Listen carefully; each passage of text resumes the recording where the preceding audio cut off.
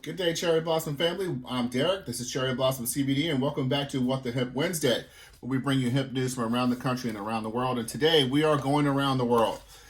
Andrei Muravev, a 47-year-old Russian oligarch, him and three of his cronies they had set out in 2018 to acquire some U.S. cannabis industry licenses, and they were charged last week with making illegal political contributions as a foreign national, and also with making illegal political contributions as a foreign national as a straw in the names of straw donors. These benefits these donations were meant to benefit candidates from Florida, Nevada, and Texas, who would later help Muravev and his co-conspirators acquire cannabis industry licenses here in the United States.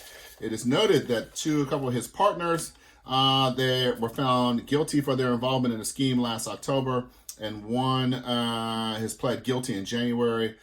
Two of them are associated with Rudy Giuliani, the former mayor of New York. In Israel, in the town of Tira, located in Israel's breadbasket region, they are opening Israel's first medical cannabis cafe, which is pretty big news. Smoky Monkey, based in Tira, has basically become the first medical cannabis cafe in Israel, and a place where people can legally buy and use medical cannabis. That is actually pretty cool. April 1st, 2019, the government decriminalized the use of cannabis by those over 18, and possession of homegrown cannabis is no longer a criminal offense. However, you can't just be running around the streets using cannabis in Israel. It's not working out. Oh, and back here at home in D.C., there's something called the Harris Rider, and it is a federal spending bill, contains a clause, that Harris Rider, that would ban D.C. from regulating recreational cannabis market and collecting taxes from it, and that is foiling D.C.'s attempt to kind of regulate itself. Currently has a gray market. Phil Mendelson, who crafts some of this D.C. legislation, or proposed legislation, I'm incensed to see that Congress continues to thwart the overwhelming majority of district voters who support recreational cannabis legislation and regulation.